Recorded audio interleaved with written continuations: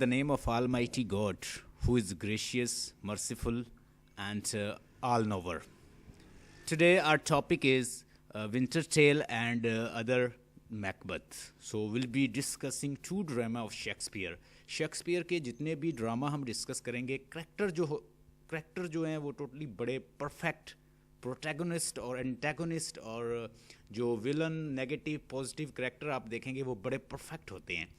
अगर आप एक विलन को लें तो विलन भी बड़ा परफेक्ट है. दूसरे अगर ड्रामा हम देखते हैं, लेकिन इस तरह की विजन और इस तरह के जो परफेक्ट करैक्टर हैं वो करैक्टर्स जो हैं वो दूसरे ड्रामाटिस्ट जो हैं उनमें नहीं मिलेंगे. कुछ शेक्सपियर के मास्टरपीस जो हैं जैसे हैमलेट है या किंग लियर है और दीगर जो ड्रामाज हैं उसमें हम देखते हैं कि जो विलन है वो बड़ा इंटेलिजेंट और मीन भी है, इंटेलिजेंट भी है. तो वो जो अटमोस्ट लेवल का जो विलन है वैसा है.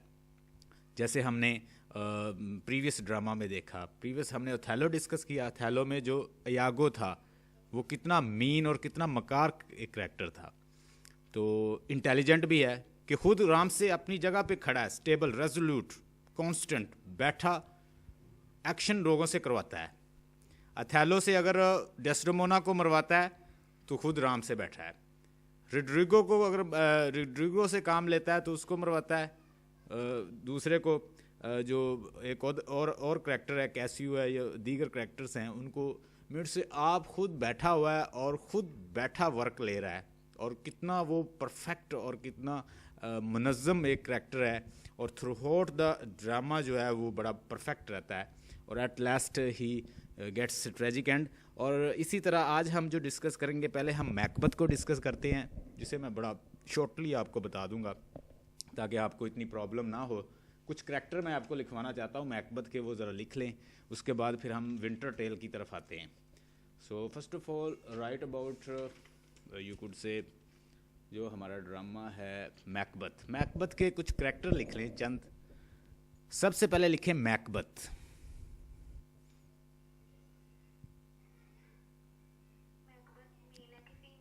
मैकबथ मेल है और जो उसकी वाइफ है उसको कहते हैं लेडी मैकबथ. यानी जो मैकबथ है ये आप देखेंगे कि उसके अंदर विलन करैक्टर भी है और ये एक गुड करैक्टर भी था, लेकिन ये इन्फ्लुएंस से विलन करैक्टर हो जाता है अपनी वाइफ की, क्योंकि इसके अंदर एक हमर्शिया है जो कि लालच है, जो लालच करता है, सल्तनत का, किंगडम का लालच करता है. वही इसका डाउनफॉल का सबब बनता है. He was a journal in army. लिख लें, he was a journal in army. ये जर्नल है. और उसके साथ उसका फ्रेंड है बैंक्यू.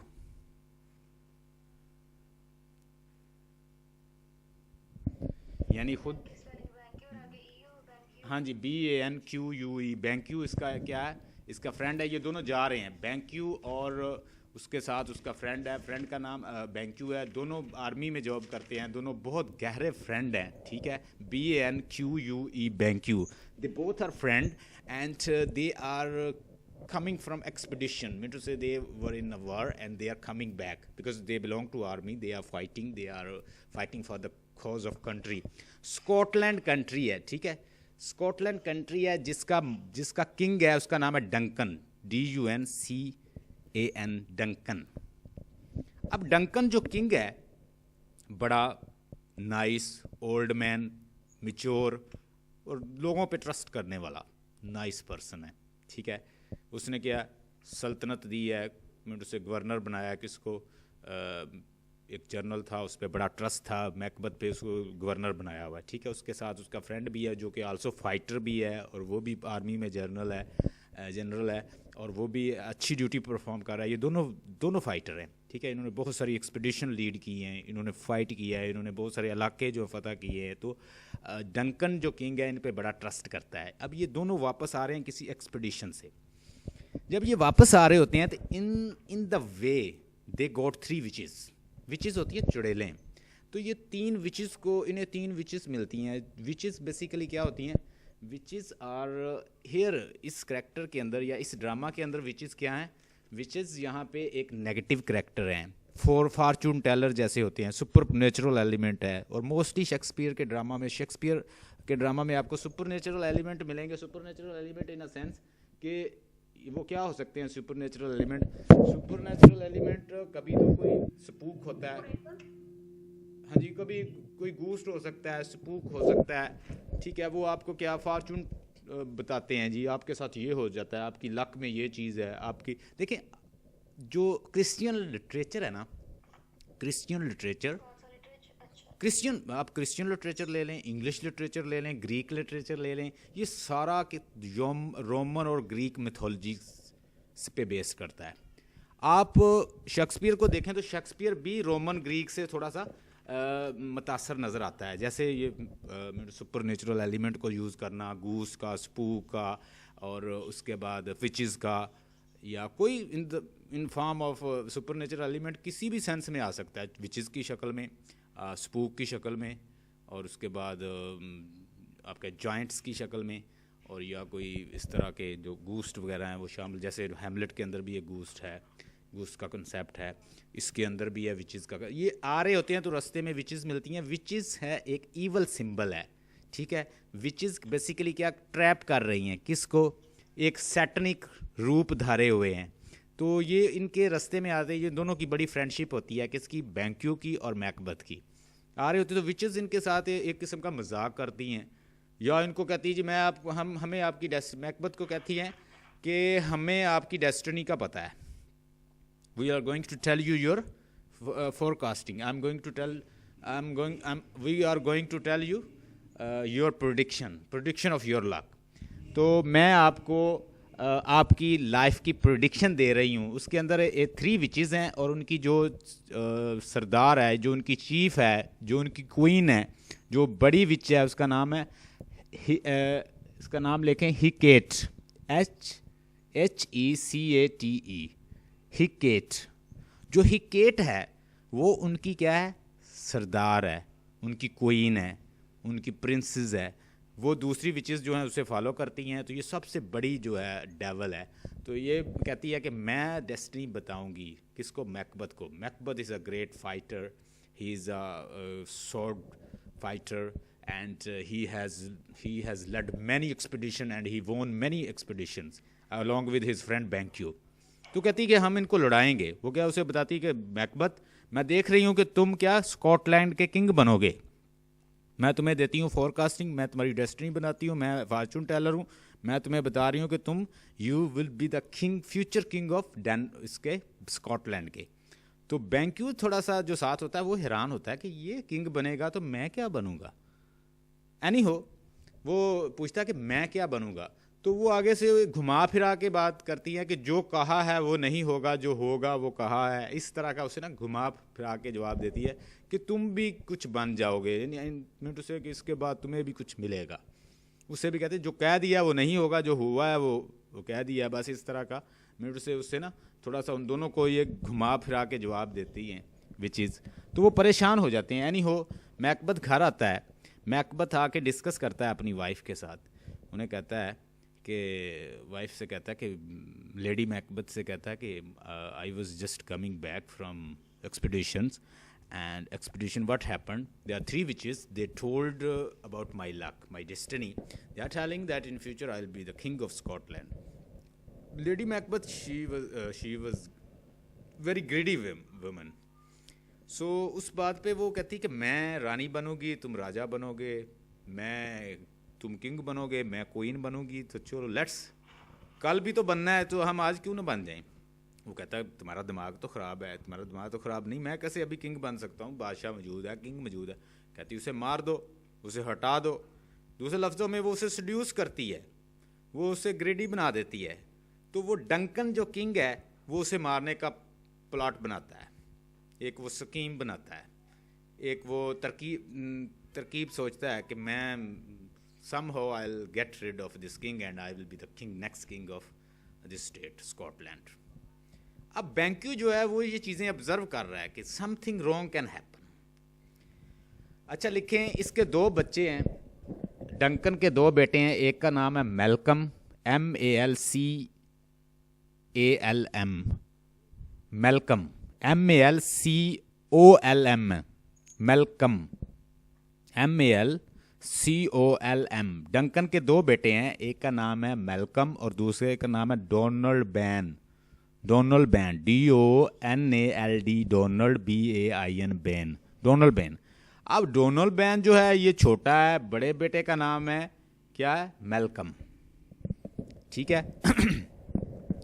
अब ये दो बेटे हैं इसके, बताता है सब कुछ कि भाई ये मेरा प्लान है, I am going to do this, मशवरा करता है अपनी अपनी बीवी कि मैं अब ये करने लगा हूँ। वो कहती करो, मैं तो चाहती हूँ कि तुम राजा बनो, तुम किंग बनो, मैं क्वीन बन जाऊंगी। फर्स्ट ऑफ ऑल वो एग्री नहीं था, लेकिन उसने उसे एग्री किया, उसने बार बार उसे कहा तुम बनो, तुम उसे कत्ल कर दो, तुम बन जाओगे।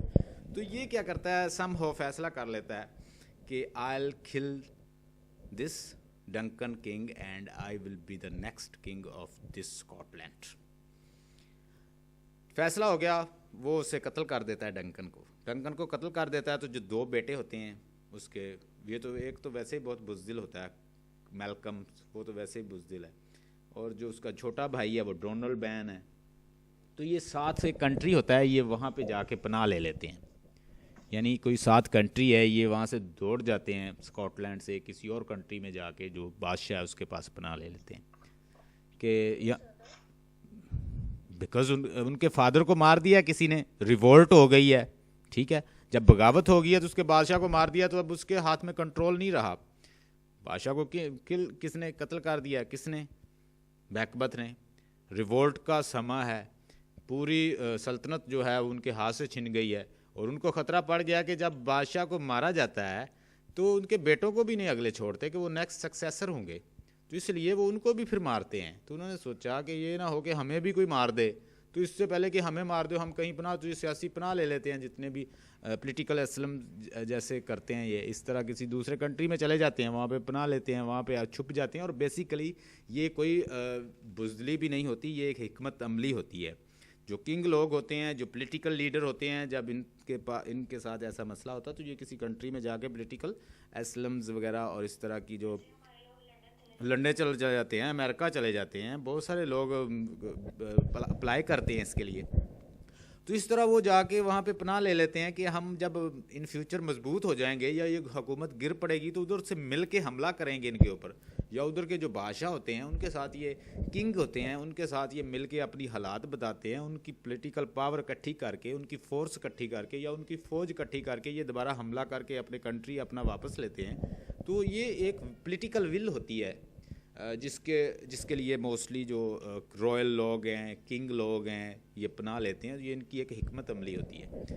तो ये भी इसी तरह की हिकमत अमली शायद अपनाते हैं, ये दूसरे किसी कंट्री में जाके सेटल हो जाते हैं और ऑब्ज़र्व करते हैं हालात को कि क्या व्हाट्स गोइंग ऑन।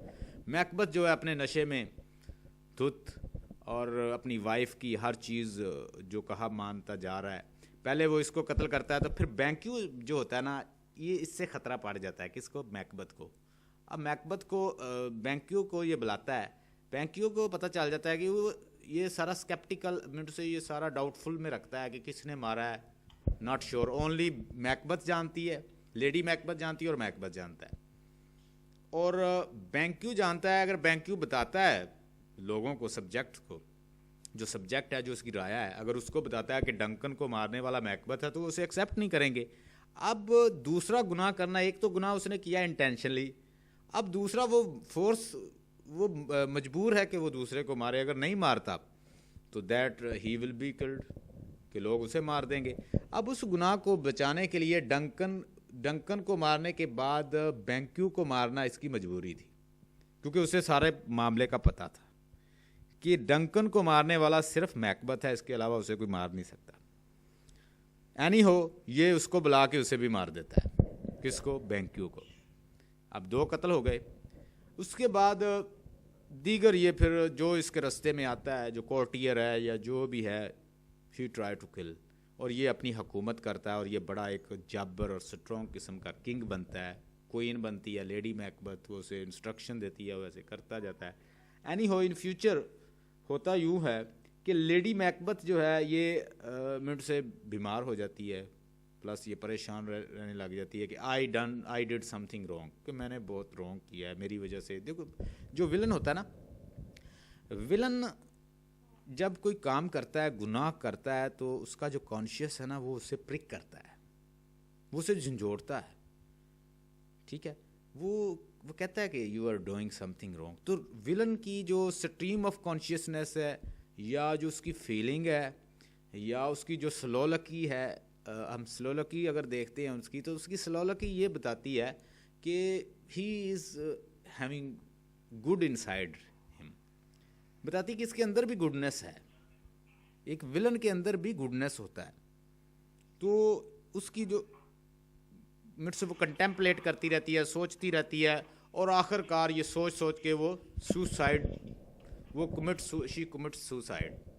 वो इतनी यानी साइको बन जाती है, जो इतने गुनाह हो गए हैं उसके ऊपर सोच सोच के, कि वो अपने आप को वैसे ही ख़त्म कर लेती है।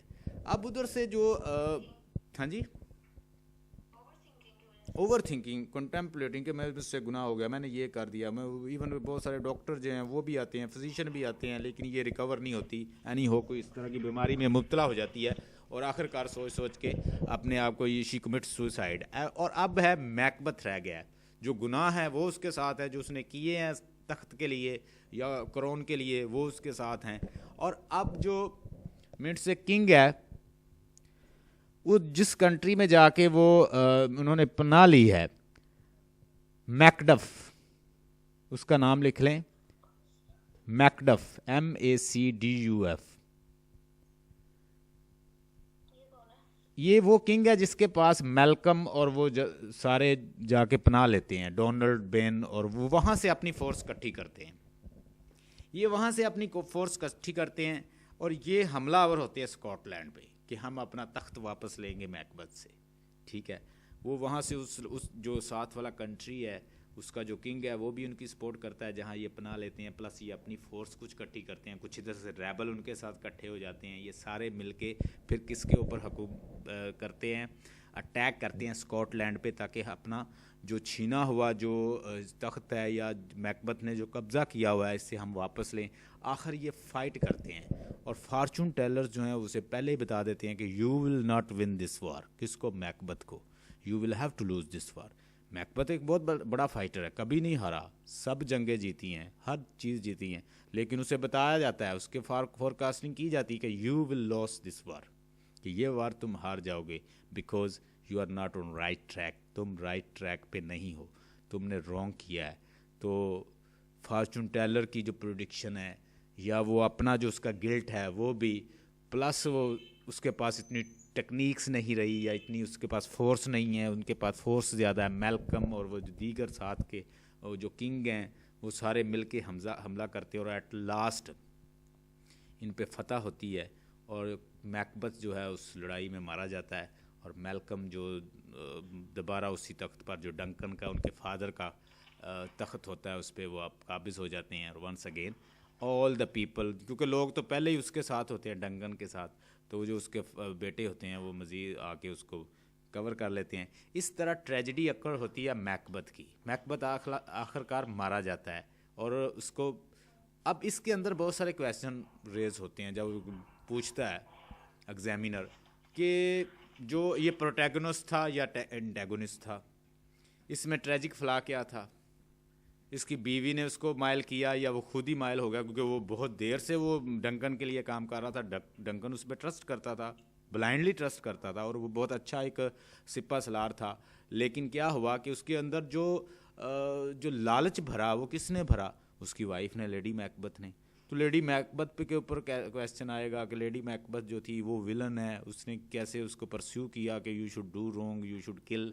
और एट लास्ट जो मिनट से जो फार्चून टेलर है उसकी भी बात ठीक होती है, और ये लॉस करता है जंग और हार जाता है, फिर मारा जाता है। और जो विचेज़ हैं वो एज ए फार्चून टेलर का भी रोल अदा करती हैं, कि पहले वो बताती तुम किंग बनोगे, फिर उसको ये भी कहती हैं कि तुम ये जंग हार जाओगे। तो there are several characters like that. तो ये है ऑल अबाउट मैकबथ। अगर आप खुद से पढ़ना चाहो तो इसे एक दफ़ा पढ़ लेना। Now we talk about the winter tale. अब इसकी विंटर टेल की तरफ आएँ। हम विंटर टेल को डिस्कस करते हैं। ये थोड़ा सा डिफरेंट है, क्योंकि ये ट्रेजिडी है। इसमें देखें कि एक ट्रेजिक फलाह है जो ग्रीडीनेस है। ग्रीडीनेस किसकी है? उसकी वाइफ की, जो उसे लेके, जिसकी वजह से वो उसके कन्वेंस हो जाता है कि मैं ये करूं। बेसिकली जो मैकबथ है वो लेडी मैकबथ से बहुत प्यार करता है। लेडी मैकबथ के लिए वो क्या, एक जलाद बन जाता है, एक किलर बन जाता है। लेडी मैकबथ के लिए वो अपनी गुडनेस को भूल जाता है। गुडनेस और ग्रीडीनेस भी उसमें आ जाती है कि पहले वो एक कत्ल करता है, फिर दूसरा उसको हटाने के लिए तीसरा, इसलिए इस तरह वो बहुत सारे कत्ल सिर्फ इसलिए करता है उस तख्त के लिए कि मैं तख्त ले लूँ और उनको बर्बाद कर दूँ और ख़ुद बन जाऊँ। और बेसिकली इसमें इंसान की नेचर को बताया गया कि इंसान कितना ग्रीडी है, वो अपने मालक तक को नहीं छोड़ता अपनी लालच की वो हवस जो है उसको पूरा करने के लिए। अच्छा, विंटर टेल जो है वो थोड़ा सा, ये तो हमने टोटल ट्रेजिडी पढ़ी है, वो ट्रेजी कॉमेडी है। मेरे से ट्रेजिक एलिमेंट भी मिलेंगे, कॉमेडी के एलिमेंट भी मिलेंगे आपको। शेक्सपियर मैंने जैसे पहले बताया कॉमेडी लिखता है, ट्रेजिडी लिखता है, ट्रेजी कॉमेडी लिखता है, mixture of comedy and tragedy, दोनों का मिक्सचर होता है। ये 3 तरह के ड्रामे आपको इसके मिलेंगे। विंटर टेल को हम डिस्कस करने जा रहे हैं, इसके मेन कैरेक्टर लिख लें। ये ना शेक्सपियर की एक और खसूसियत है इसके ड्रामास की कि ये ना बारो स्टोरी जो है ना वो बड़ी ज़बरदस्त लेता है। यानी ओल्ड किसी ना किसी स्टोरी से वो लेता है ये थीम इसका, अपनी जितने भी इसकी ट्रेजिडीज़ या ट्रेजी कॉमेडी या कॉमेडीज़ हैं, इन कॉमेडीज़ का जो थीम है ना ये ऐसे लगता है किसी पुरानी स्टोरी से लिया गया। जैसे किंग लियर देखो तो हमें फील होता है कि ये हमें हमारी जो से हमारे आबाओ-अजदाद हैं या हमारे जो उसको वो भी जानते हैं। अक्सर मैंने ये जो किंग लियर की स्टोरी है मैंने अपनी दादी अम्मा से भी सुनी है। अब मुझे नहीं पता उन्होंने शेक्सपियर से किसी को शेक्सपियर को डिस्कस करते देखा है। अब मैंने अपनी दादी अम्मा से ये स्टोरी सुनी हुई है, तो इट मीन दैट इसकी अगले दिन भी ये मैं इसके बारे में पढ़ रहा था कि ये मोस्टली जितनी भी स्टोरी लिखता है वो किसी ना किसी पुरानी स्टोरी से ली गई होती है। ओल्ड मिथोलॉजी ले लें या ओल्ड मिथ से या कहीं से ली होती है, बारोड की होती है, लेकिन वो पता नहीं चलता कहाँ से ली है। वो ऐसे उसे मिक्सचर कर देता है या उसको ऐसे मिला देता है या इतनी वो एम्बिगुअस बना देता है कि पता नहीं चलता ये ली कहाँ से है, लेकिन it is related to old myth and old stories और बारोड स्टोरी।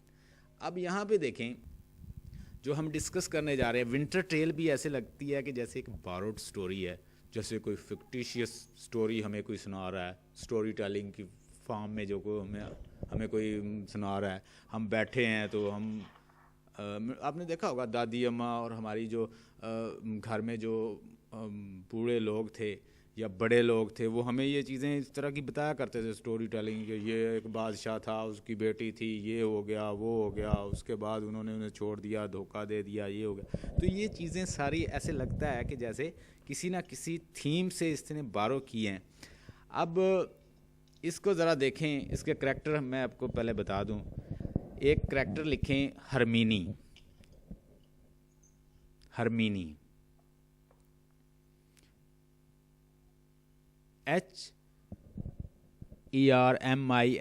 हरमीनी। और दूसरा करैक्टर लिखें जो लूनिटस जो है वो दूसरा करैक्टर है। लूनिटस LUNITUS लूनिटस। अब लूनिटस जो है ये किंग है और हरमीनी जो है वो क्वीन है। एक इलाका है सिसली, लिखें सिसली एक इलाका है जिस इलाके के ये क्या किंग और क्वीन है। ये कंट्री है या जस्ट कोई एरिया है?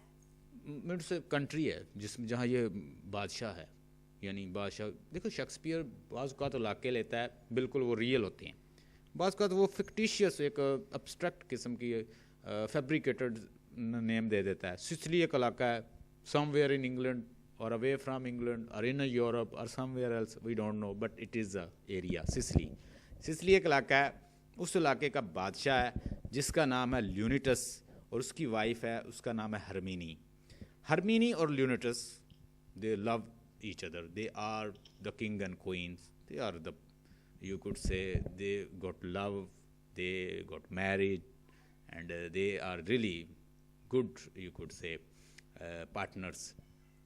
अब उसका एक फ्रेंड है ल्यूनिटस का जो स्कूल में इकट्ठे पढ़ते रहे हैं, जिन्होंने इकट्ठी ट्रेनिंग किया है, एक ही स्कूल को ज्वाइन किया है, लेकिन वो डिफरेंट इलाकों में क्या है बादशाह हैं उनके फादर्स।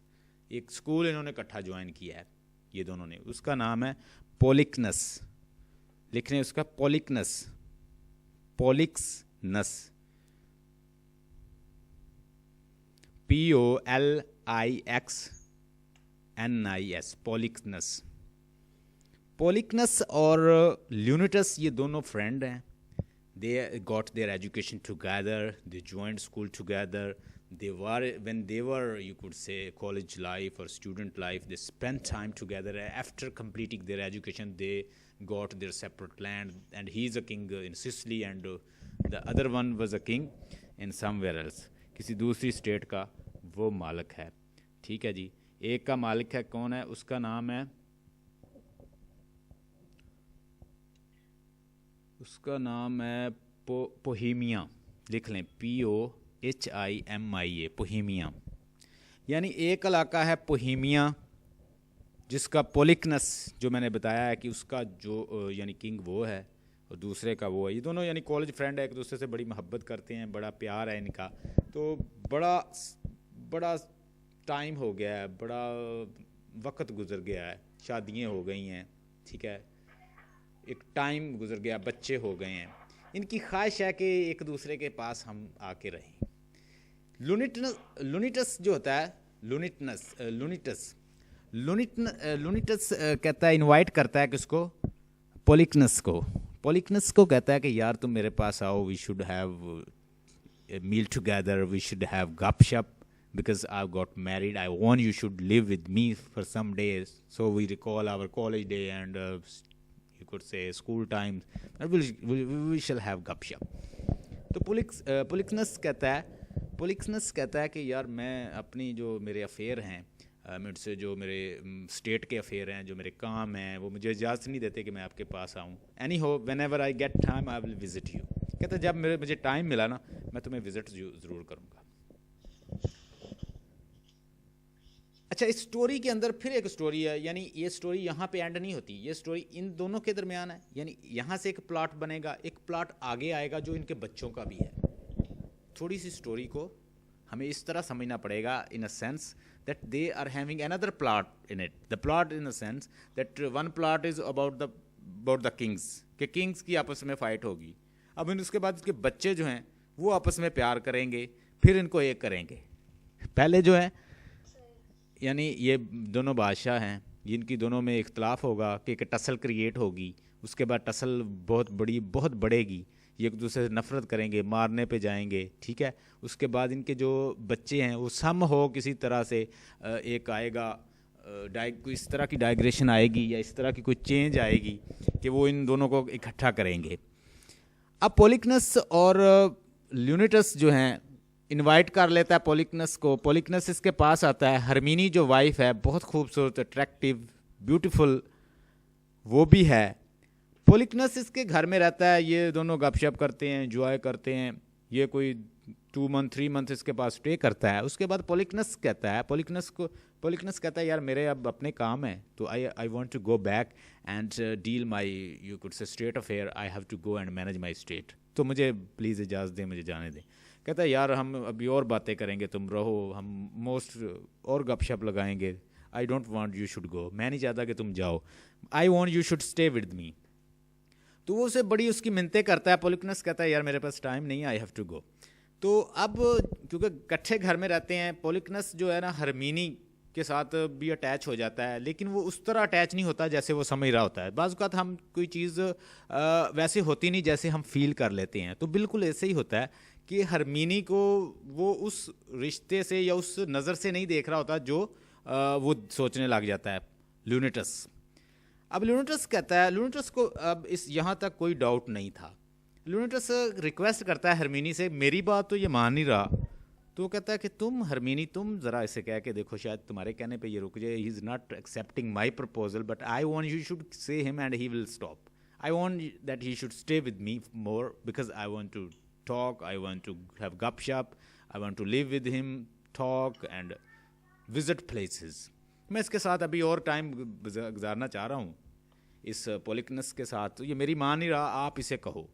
अपनी वाइफ से कहता है, वाइफ उसको बातें करती है। और डेफिनेटली जो फीमेल होती है अगर वो रिक्वेस्ट करे तो मोस्टली लोग मान जाते हैं, किसी तरह की भी रिक्वेस्ट हो तो वो उसे कहती है कि भाई आप रह लें, क्योंकि मेरे जो हस्बैंड हैं he really likes you and he wants to talk about the college times, school times. वो आपसे बातें करना चाहते हैं, गपशप करना चाहते हैं, वो चाहते हैं कि वो रह लें। तो ये उनकी मान के ना ये स्टे करना शुरू कर देता है। तो सम हो अटैच भी हैं, क्योंकि इकट्ठे रहते हैं जब, तो इंसान फिर गपशप भी लगाता है। अब ल्यूनेटस कहता है कि ये तो बहुत बुरी बात हुई कि मैंने कहा तो मेरी बात नहीं मानी। इसका मतलब है कि मेरी वाइफ का और इनका आपस में क्या है, रिलेशन है, कोई इलेजिटिमेट रिलेशन बन गया है। तो ये मिनटू से जब मैं यहाँ नहीं होता तो ये आपस में इलेजिटिमेट रिलेशन को प्रोलॉन्ग कर रहे हैं, और ये मेरी बात नहीं मान रहा तो उसकी इसने मान ली है। तो he is involved in my wife's, ये मेरी वाइफ में इन्वॉल्व है। तो ज़्यादा से ज़्यादा ये मिनट से और उसका डाउट बढ़ता जाता है। आखिरकार ये कोमिलियो को कहता है, एक इसका होता है कोर्टियर, उसका नाम है कोमिलियो, लिख लें CO खमीलियो, COMILIO, खमीलियो। खमीलियो को कहता है कि तुम ऐसा करो कि इसे ना जहर दे दो। किसको? पॉलिकनस को, कि ये मेरी वाइफ के साथ इलेजिटिमेट रिलेशन बनाया हुआ है इसने, ये मेरे कहने पे तो रुका नहीं, उसके कहने पे रुक गया, तो ये they are involved with each other, so I want to kill them, मैं इनको मारना चाहता हूँ इसको। हरमीनी को भी वो बुरा भला कहता है। तो कोमिलियो कहता है कि ये किंग है, शरीफ है, वो इनको ऑब्जर्व कर रहा होता है, वो उनके घर का ही बंदा, उनके घर ही काम करता है, सर्वेंट भी है, कोई साथ साथ उनकी सर्विसेज वगैरह करता है। तो कोमिलियो उनके घर का पुराना मुलाजम भी है, जानता भी है कि ऐसा कुछ नहीं, हरमीनी बहुत नाइस है, फेयर है, अपराइट है, ऐसा कर ही नहीं सकती। तो वो उससे कहता है, जो बादशाह है बोहेमिया का, जो बादशाह है जिसका नाम क्या है, पॉलिकनस से कहता है कि यार ये तुम्हें मरवाना चाहता है, तुम यहाँ से निकल जाओ। तो पॉलिकनस कहता है कि तुमने अब मुझे इन्फॉर्मेशन दे दी है तो तुम्हें भी नहीं छोड़ेगा, चलो तुम भी मेरे साथ चलो। तो ये उससे भी अपनी सल्तनत में ले जाता है, ये अपनी सल्तनत में चले जाते हैं ये अपनी। अब हरमीनी को ये डिफरेंट तरीके से टॉर्चर करना शुरू कर देता है। ये जो गॉड अपोलो है जिसको ये मानते हैं, गॉड अपोलो जिसको ये मानते हैं, उसके पास ओरेकल जो इनके हैं, जिसे फॉर्चून टेलर हैं, या इसके पास ये भेजता है अपने सर्वेंट को भेजता है, एंटीगोनस, लिख ले नाम उसका, ANTIGONUS, एंटीगोनस को भेजता है। कहता है कि जाके तुम ज़रा पूछ के आओ कि या Antigonus is a person whom he sends to have information from Apollo God, which is a fortune teller, कि उससे मालूमात लेके आओ कि इनका रिलेशन क्या था आपस में। ठीक है। कमीलियो और उसकी वाइफ का नाम है पोलिना, लिख लें कोमिलियो, पोलिना, सॉरी कोमिलियो और पोलिना दोनों सर्वेंट हैं। अब एंटीगोनस और जिसको ये भेजता है कि जाके पता तो करो ये इनका रिलेशन क्या था, उधर से भी गॉड से भी, जो इनका अपोलो गॉड है उसके पास भेजता है कि मज़ीद इन्फॉर्मेशन अब अपनी वाइफ के बारे में ले रहा है। उसकी एक मिनट से उसे बंद करवा देता है कि जाओ इसे कैद कर दो, she must be killed with the passage of time. अब ये उधर से जो सर क्या लास्ट लाइन क्या बोली, किसको कैद करा देता है? हरमीनी को ये कैद करवा देता है। कौन? वो ल्यूनेटस। हाँ जी, वो कहता है कि हम पनिशमेंट देंगे, बिकॉज इसने हमारे जो रॉयल फैमिली है उसको इसने दाग लगाया है, तो हम इसको कहता है पनिशमेंट देंगे। वो उसे बंद करवा देता है। तो एनी हो, उसके जेल के अंदर ही जहाँ उसे बंद किया होता है वहाँ पे एक बच्ची को जन्म देती है। तो वो बच्ची जो होती है, जो एक सर्वेंट होती है उसकी, पोलिना और एंटीगोनस, वो दोनों लेके उसके पास आते हैं। वो कहते हैं कि देखें इसने बच्ची को जन्म दिया है, तो अब इसके सदके इसे आप माफ़ कर दें, ऐसी इसने कोई हरकत नहीं की, हम इसे जानते भी हैं। वो कहता है, वो आगे से और गुस्सा कहता है कि अपनी वाइफ को कहो कि एंटीगोनस, और उसको कहता है पोलिना जो होती है वाइफ, उसे कहता है कि ये अपनी हद में रहे और ये यहाँ से हमारे अफेयर में ये मुदाखलत ना करे। और जो बच्ची को जिसको जन्म दिया ना, ये भी कहता है मेरी नहीं है, आप ऐसा करो कि इसे ले जाओ और किसी दरिया में फेंक दो। अब एंटिगुनस को हुक्म देता है कि तुम इस बच्ची को ले जाओ और किसी दरिया में फेंक के आ जाओ। अब एंटिगुनस जो होता है ये जाके बच्ची को दरिया में फेंकने की कोशिश करता है, और साथ वो लिख देती है, लेटर एक लिख देती है, उस पर नाम लिख देती है, उसका नाम लिख के देती है परडिटा, लिख लें परडिटा, PERDITA। एक लेटर लिख देती है, बच्ची का नाम लिख देती है, और वो लेटर और कपड़े जो उसमें लपेट देती है, कौन, पोलिना, और दे देती है एंटिगुनस को। एंटिगुनस उसे ले जाता है, दे के दरिया में फेंकने की कोशिश करता है। वहाँ पे एक वल्फ आता है, वल्फ उसे खा जाता है, मिनट से उसे ज़ख्मी करता है, मार देता है, किसको, एंटिगुनस को। और वो बच्ची जो होती है वो वहाँ पे पड़ी रह जाती है, और वो चला जाता है वल्फ।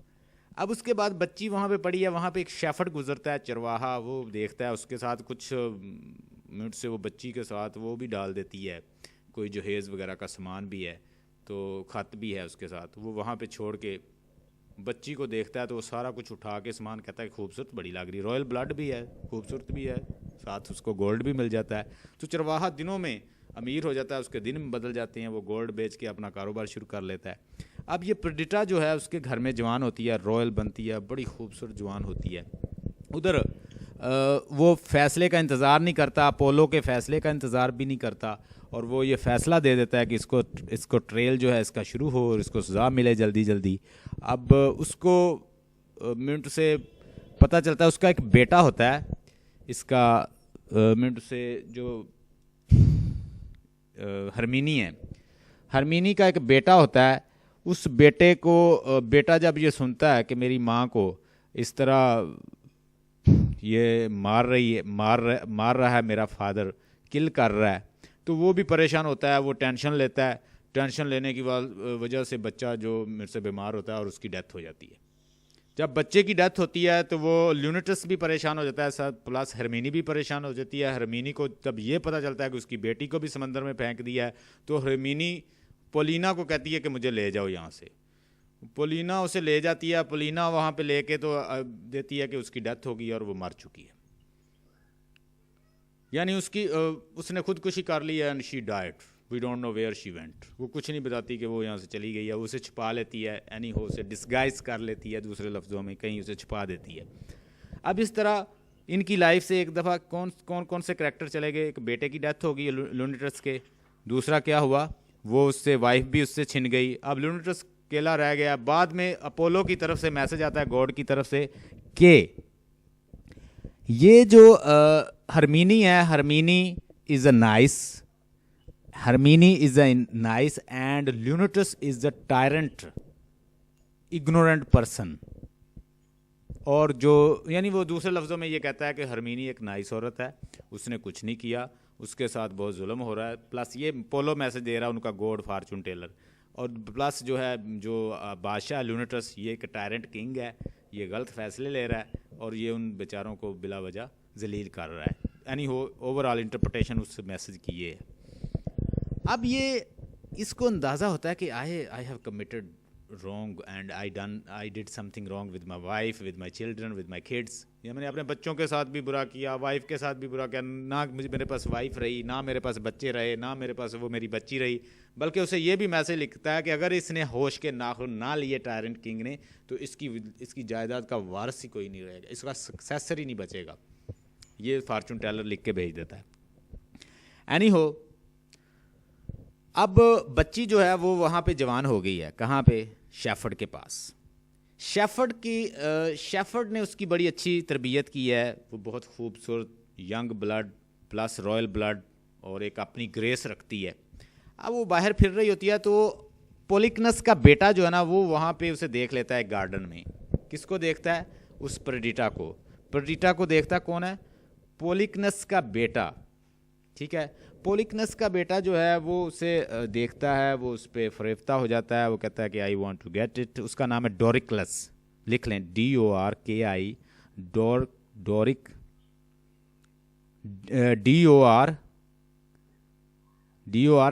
लिख लें,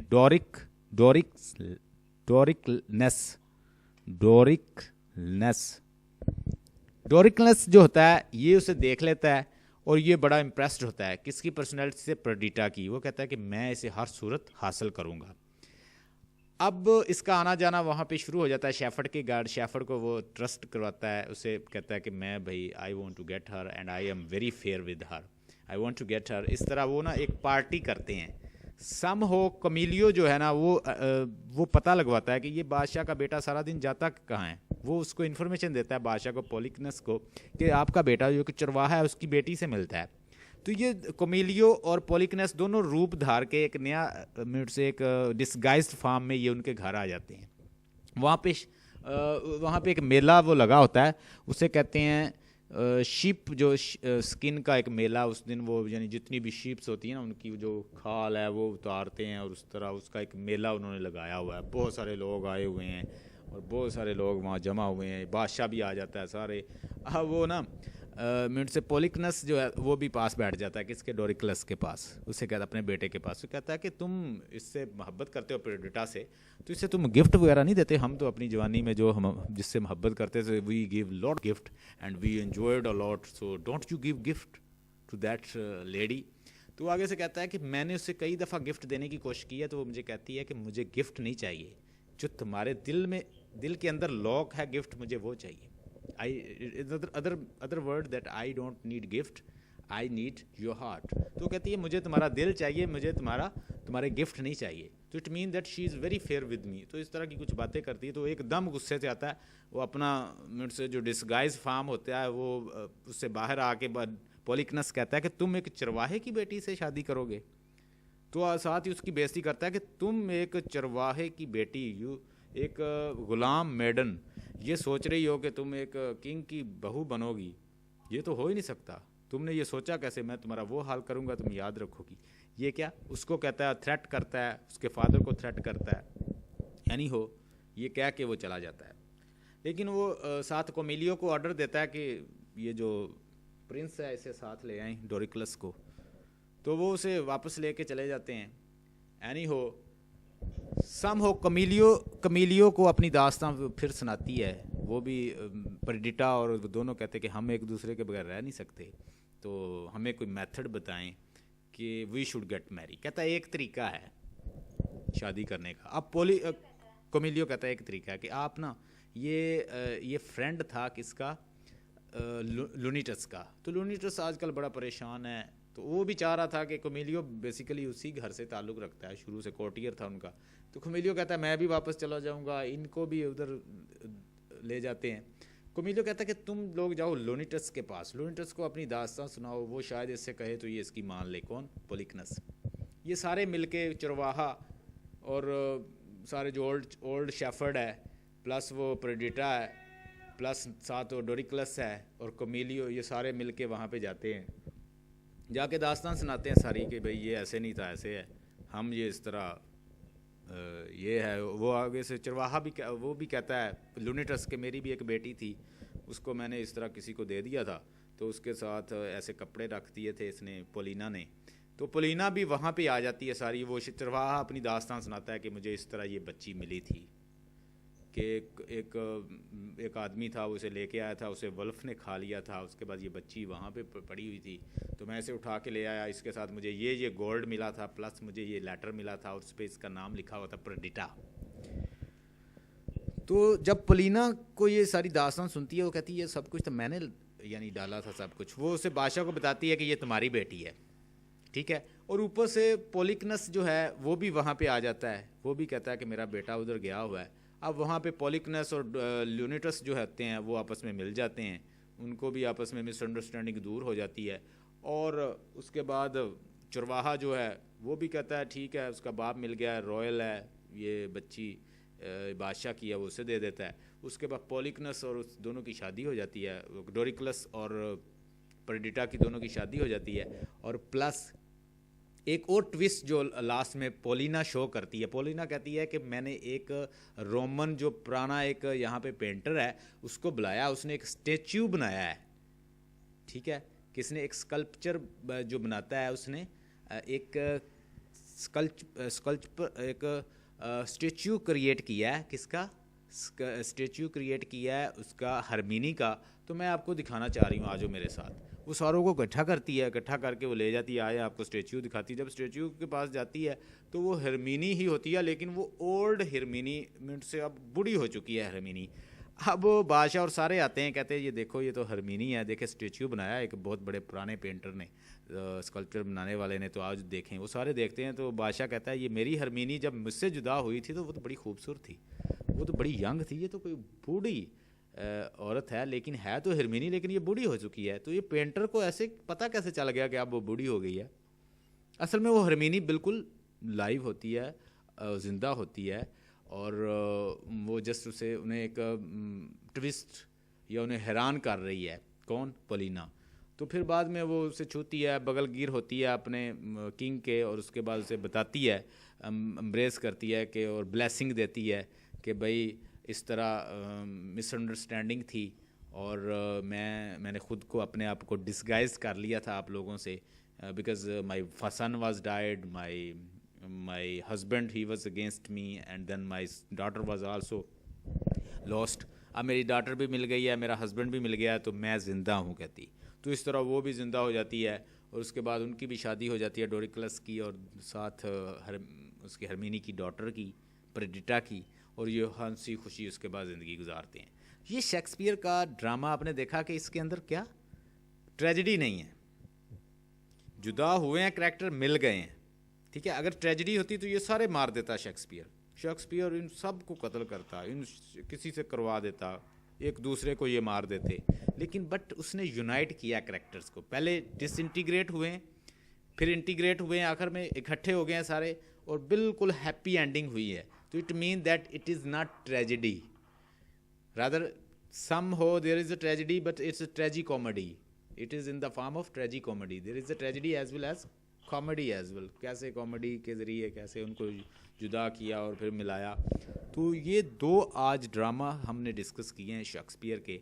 आई होप कि आपने इनको एंजॉय किया होगा, और इसके अंदर जो करैक्टर्स हैं इनको समझो। अब एक दफ़ा भी इनको आप स्टडी करो तो आपको इनके बारे में काफ़ी अंदाज़ा हो जाएगा। इनके अंदर करैक्टर्स का अगर पूछ लेता है, अगर मैकबथ में किसी नेगेटिव करैक्टर का पूछ लेता है, मैकबथ का पूछ लेता है, डंकन का पूछ लेता है, उनके बेटों का पूछ लेता है, ठीक है, विचेस का पूछ लेता है, इसके अंदर करैक्टर का पूछ ले, विंटर टेल के अंदर पूछ लेता है, तो you will be able to answer, I hope.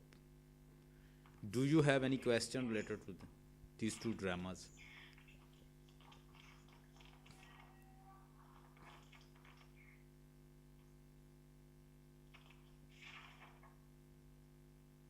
ये दो ड्रामा जो मैंने डिस्कस किए हैं, आपको समझ आई है इनकी? सिंपल लैंग्वेज में आपको समझाने के लिए ऐसे मैंने सिंबॉलिकली और दूसरे लफ्ज़ों में इमेजेस यूज़ करके जैसे किसी को समझाते हैं, मैंने वैसे समझाया है, और आई होप कि आपको समझ आई होगी और आप इसको अंडरस्टैंड करोगे। और हाँ, आप लोगों का मैं इस शेक्सपियर की जितनी भी लाइफ है ना, और शेक्सपियर के जो ड्रामा जो हमने डिस्कस कर लिए हैं, मैं कोशिश करूँगा इनके MCQ बना के आपको सेंड कर दूँ कुछ, और कुछ आपका मंडे को टेस्ट ले लूँ। कैसा है? जितना हमने पढ़ा है इससे पीछे पीछे, मैं आगे नहीं कह रहा कि आगे आप जो नहीं पढ़ा उसका अमेरिकन लिटरेचर का टेस्ट दे दो या सम अदर सब्जेक्ट का, मैं सिर्फ जितना पढ़ाया उसका टेस्ट ले लूँ आपसे मंडे को।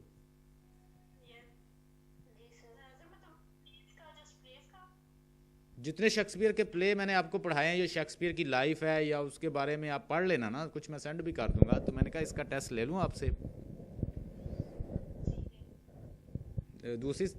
दूसरी आवाज़ नहीं आ रही इधर से, तंजीला की आवाज़ नहीं आ रही।